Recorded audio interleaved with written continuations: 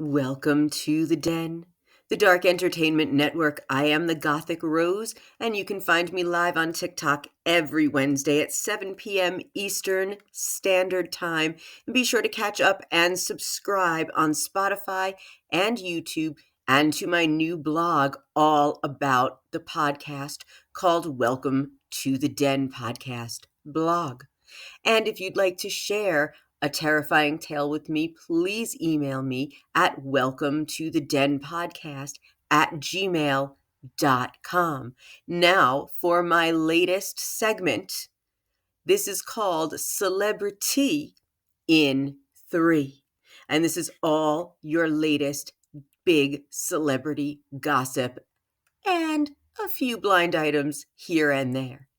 Now, this is what I want to talk about. We've got the case unraveling against Jay-Z, Will Smith's comedy skit, and basically Saturday Night Live's response to it with Chris Rock, and a surprising collaboration between Snoop Dogg and Sting. And is this a clue?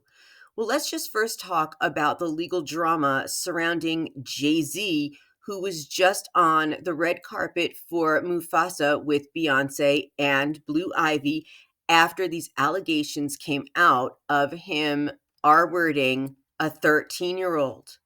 Now, he has shot back and told this woman to take him to criminal court, which is a very, very bold statement to make.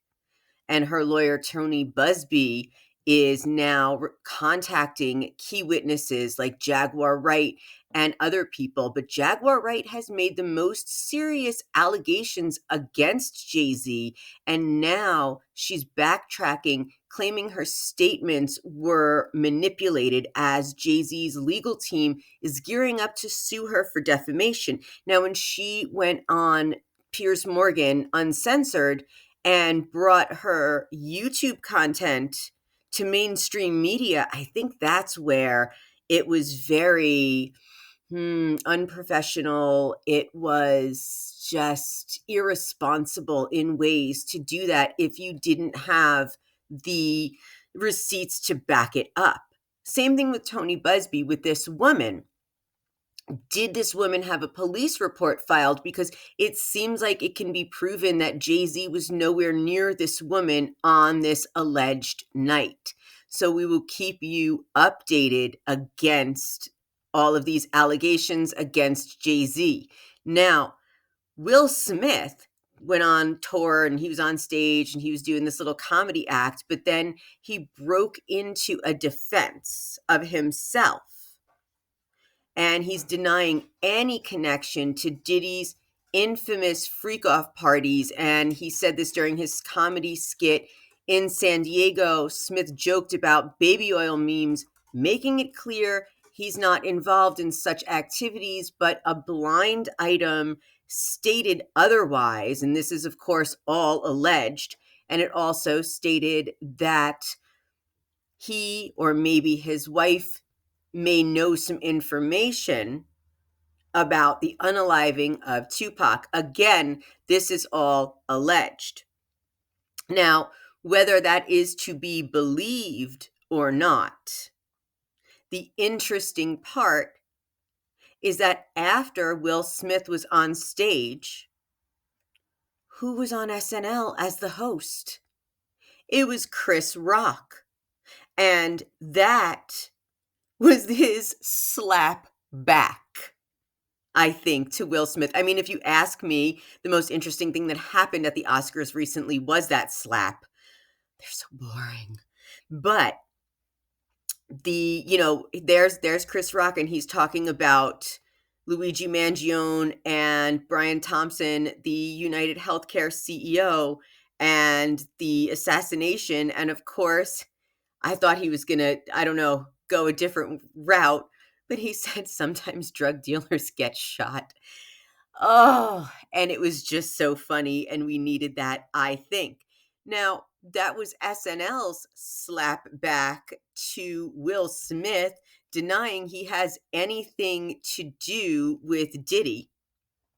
And Diddy's been just granted access to a laptop, not with internet connection, but to a laptop to work on his case, and he's still not being released.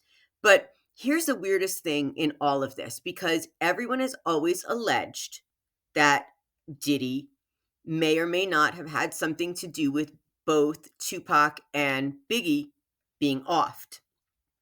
And Snoop, for the most part, has been the guy of peace, working with everybody. He's in German cell phone commercials. He's been on the Trailer Park Boys. He's doing collaborations with Sting and Jelly Roll. He's making music, and he's had a couple of little, minor gossipy things happen, whatever you want to call it, but he's always been, up front. So now he and Sting teamed up for this new collaboration.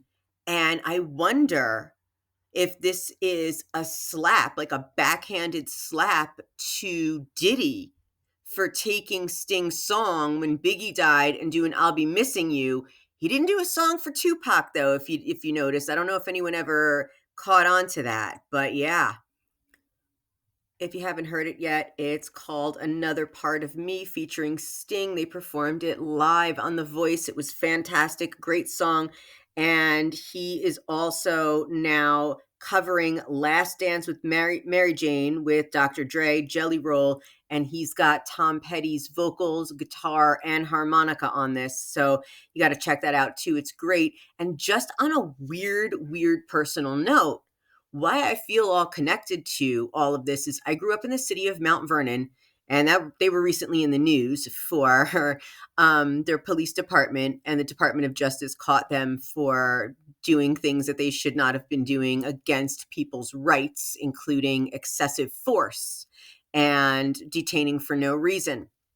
Now, the weird thing is my connection to Diddy is Sean Combs and I both grew up in the city of Mount Vernon, but he went to a Catholic school while I attended the Mount Vernon public schools. And people who knew him actually said he was really nice and he was an altar boy at his Catholic school. So I just wanted to pass a little Mount Vernon history along, entertainment history along, and I'll talk more about the famous people of Mount Vernon on the CelebriT in 3. This is the Gothic Rose, and thank you for joining me in the den.